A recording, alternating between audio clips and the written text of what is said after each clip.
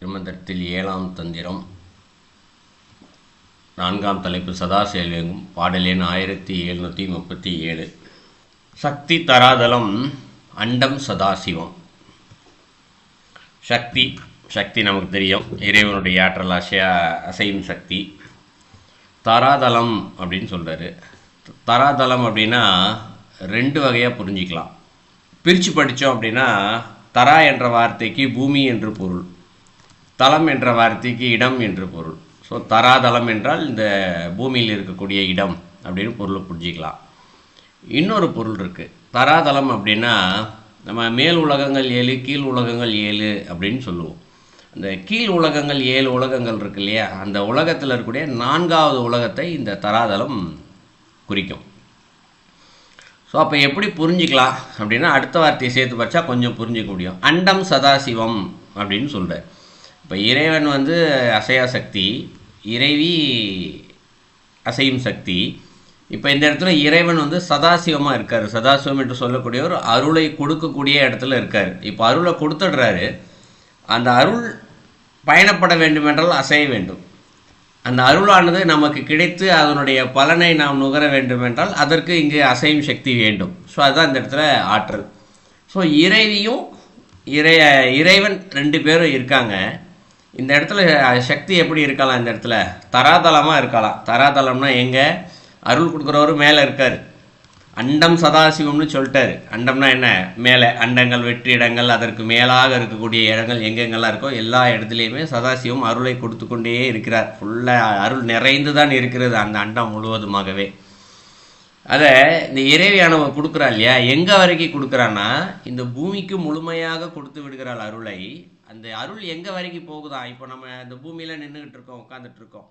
மேலேருந்து மழை பெய்யுது. மழை பெய்ஞ்சா என்ன ஆகும்? நம்ம நிற்கிறோம் வெளியில் அப்படின்னா நம்ம முழுசாக நனைவோம். அதற்கு மேலாக நீர் இந்த பூமிக்கு போகும். அந்த பூமியில் போகிற நீர் எங்கே போகும்? பாறையாக இருந்தால் அதிகபட்சம் பாறையை நனைச்சிட்டு போயிடும். மணலாக இருந்தால் ஒரு 1/2 அடி 1 அடிக்கு கீழே அந்த தண்ணீரானது இறங்கும். அதிகபட்ச மழையாக இருந்துச்சுன்னா 1 அடி 2 அடிக்கு கீழே இறங்கும், அவ்வளோதான். அதற்கு கீழாக எங்கே ஓட்டை இருக்கோ, ஒரு கிணறோ ஏதோ ஒரு இடத்துல ஒரு அதிகபட்சம் ஒரு 1/2 கிலோமீட்டர் 1 கிலோமீட்டருக்கு தான் நீர் போகும் இந்த இடத்துல. ஆனால் இறைவனுடைய அருளானது எங்கே வரைக்கும் போகுதான்? நமக்கு பூமியில் தான் கிடைக்குது. இந்த அருளானது நாம் இருக்கக்கூடிய உலகத்திலிருந்து கீழே இருக்கக்கூடிய உலகம், 4வது உலகம், நம்ம மேலே இருக்க உலகத்தில் 7வது உலகம் இருக்கும். நமக்கு கீழே 4வது உலகம், 8, 9, 10, 11, 11வது உலகம் வரைக்கும் இந்த அருளானது சென்று கொண்டே இருக்கின்றது. இப்போ இறைவன் உடைய அருளானது இந்த 4வது உலகம் வரைக்குத்தான் செல்கின்றது, அதற்கு மேல் செல்லவில்லையா அப்படின்னு ஒரு கேள்வி இங்கே வரும். ஆனால் இதை எப்படி புரிஞ்சிக்கலாம் அப்படின்னா, இப்போ இறைவன் நமக்கு ஒரு வாய்ப்பு கொடுக்கின்றார், ஒரு அருள் கொடுக்குறாரு. அருள் வழியாக நமக்கு ஒரு வாய்ப்பு கொடுக்குறார். சீக்கிரம் உங்களுடைய வினைகளை தீர்த்து கொள்ளுங்கள், பாவத்தை தீர்த்து கொள்ளுங்கள், ஆசைகளை தீர்த்து கொள்ளுங்கள் அப்படின்னு சொல்லி கொடுக்குறாரு. ஸோ அதை பயன்படுத்தி கொண்டு நாம் விரைவாக இதெல்லாம் தீர்த்து கொண்டோம்னா இறைவனிடத்தில் சென்று சேரலாம். இது ஒரு வகை. இப்போ இறைவனது அருள் தான் இருக்கும். ஆனால் அந்த அருள் நான் இந்த கீழே 4 உலகங்கள் சொன்னோம் இல்லையா, அதற்கு கீழாக இருக்கக்கூடிய உலகங்கள், ஏன்னா நம்ம இருக்கக்கூடிய கீழே இருக்கக்கூடிய உலகங்கள்லாம் மேலும் மேலும் பாவம் செய்பவர்கள் இருக்கக்கூடிய உலகங்கள். அங்கே பார்த்தா தண்டனை மட்டும்தான் இருக்கும். அந்த இடத்துல வாய்ப்புகள் மிக குறைவாகத்தான் இருக்கும். ஸோ அந்த தண்டனை கொடுப்பதே ஒரு அருள் தான். ஏன்னா அந்த இறைவன் அந்த தண்டனையை கொடுக்கலை அப்படின்னா இப்போ என்னைக்கு அந்த தண்டனையை அனுபவித்து தீர்க்கிறது, என்னைக்கு மேலுலகங்களுக்கு அவர்கள் பிறவி எடுத்து இறைவனிடத்தில் சென்று சேர்வது. சரிங்களா? அப்போ இறைவனிடத்தில் சென்று சேர்வதற்கான அருள் என்பது ஒன்று இருக்கிறது. தண்டனைகளை அனுபவிப்பதற்கான அருள் என்று ஒன்று இருக்கின்றது. அப்போ 4வது உலகம் வரைக்கும் இந்த இடத்துல இறைவனது அருளானது அனைவரையும் தன்னிடம் ஈர்த்து கொள்வதற்கான அருளாக இருக்கின்றது. அதற்கு கீழும் அவரது அருள் இருக்கின்றது, ஆனால் அது தண்டனை கொடுப்பதற்காக இருக்கின்றது. ஸோ இந்த கோணத்தில் இதை புரிந்து கொள்ளலாம். மொத்தம் இறைவனது அருள் இல்லாத இடம் என்பது ஒன்று இல்லை என்பதை நம்ம அழுத்தமாக புரிஞ்சுக்கணும். இப்போ இதான் முதலில் சொல்கிறார். சக்தி தராதலம் அண்டம் சதாசிவம். 2வது அடியில் சக்தி சிவம் மிக்க தாபரம் சங்கமம் அப்படின்னு சொல்கிறார். ஸோ 2 பேரும் எப்படி இருக்காங்களா இந்த இடத்துல? தனித்தனியாக இருக்கிற மாதிரி பொருள் வந்துடுது இல்லையா. இறைவி கீழே தான் இருக்கா, இறைவன் மேலே தான் இருக்காரு, 2 பேரும் தனித்தனியாக இருக்காங்க அப்படின்னு ஒரு பொருள் ஒரு முதலடியை படிக்கும்போது. அதை எப்படி சொல்கிறாரு ரெண்டாவது அடியில் அப்படின்னா, சக்தி சிவம் ரெண்டு பேருமே இந்த இடத்துல சிவமும் சக்தியும் மிக்க தாபரம் அப்படின்னு சொல்கிறாரு. மிக்கன்னா என்ன? பரிபூர்ணமாக, அதிகமாக அப்படின்னு பொருள். ஸோ ரெண்டு பேருமே அளவுக்கு அதிகமாக பரிபூர்ணமாக என்ன செய்கிறாங்களாம்? தாபரம் அப்படின்றாரு. தாபரம் என்றால் நேரடியாகவே இந்த இடத்துல லிங்கம் என்று பொருள். நேரடியாகவே லிங்கம் தாபரம் என்றாலே. இந்த லிங்கத்தில் அவர் வடிவாகவே அவங்க ரெண்டு பேருமே இருக்காங்க. எப்படி இருக்காங்களா? சங்கமம் அப்படின்னு சொல்கிறார் இந்த இடத்துல. சங்கமம் அப்படின்னா ஒன்றா கலந்து இருக்கிறது, இரண்டரை கலந்து நிற்றது இந்த இடத்துல. இப்போ இந்த தாபரத்தை கூட நேரடியாகவே லிங்கம் அப்படின்னு கொடுத்துருக்கலாம் அவர்.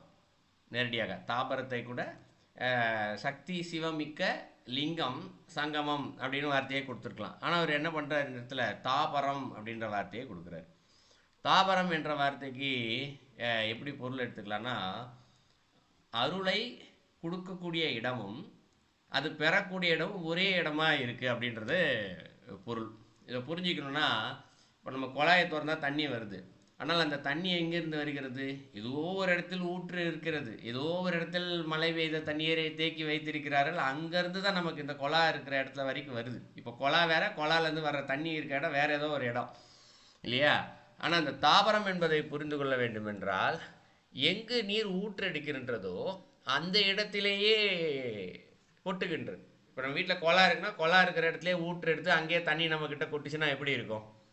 ஒரு கற்பனை தான், நடக்க சாத்தியம் இல்லை, ஒரு கற்பனை இருந்தால் எப்படி இருக்கும்? ஸோ அது போலவே லிங்கம் எங்கு இருக்கின்றதோ அருளும் அங்கே இருக்கின்றது, அருள் எங்கே இருக்கின்றதோ அங்கே லிங்கமும் இருக்கின்றது. இப்போ எனக்கு இறைவன் அருள் கிடைச்சிடுச்சுப்பா அப்படின்னு ஒருத்தர் சொல்கிறாருன்னு வச்சுக்கோ, எனக்கு வேலை கிடைத்து விட்டது, எனக்கு இறைவனுடைய அருள் கிடைத்து விட்டது அப்படி என்று சொன்னால், அவருக்குள்ள ஒரு அருள் கிடைச்சது இல்லையா? அந்த அருளோடு சேர்ந்து அசையா சக்தியாகிய இறைவனும் இருக்கிறார். ஸோ இறைவன் இருக்கும் இடத்தில் இறைவன் இருப்பார், இறைவன் இருக்கும் இடத்தில் இறைவனும் இருப்பார். ரெண்டு பேரும், அதாவது இறைவன் இருந்தால் இறைவி இருப்பார், இறைவி இருந்தால் இறைவன் இருப்பார். இதில் அதனால தான் சொல்கிறாரு தாபரம் சங்கமம். சொன்னால் ரெண்டு பேரும் ஒன்றோடு ஒன்று கலந்து இருக்கிறார்கள், பிரிக்க முடியாதபடி கலந்திருக்கிறார்கள். இதை ரெண்டாவது அடியில் சொல்கிறார். மூணாவது அடியில் சக்தி உருவம் அருவம் சதாசிவம், இது மூணாவது அடியில் சொல்கிறார். சக்தி என்ன பண்ணாலாம்? ஒரு உருவமாக இருக்கிறாளாம் அந்த இடத்துல, ஒரு ரூபம்னு சொல்லிக்கலாம், உருவமாக இருக்கலாம். ஆனால் சதாசிவமாகிய இறைவன் அசைய சக்தியாகிய அந்த பரம்பொருள் என்ன பண்ணுறாரா? அருவமாக இருக்கின்றார். அருவம்னா நமக்கு தெரியும், ரூபம் இருக்குது ஆனால் இல்லை, அதுபோல் சொல்லுகின்றார். அவர் ஒரு சக்திக்கு உருவம் இருப்பதாகவும் இறைவனுக்கு இங்கே உருவம் இல்லாததாகவும் குறிப்பிடுகிறார். எந்த இடத்துல?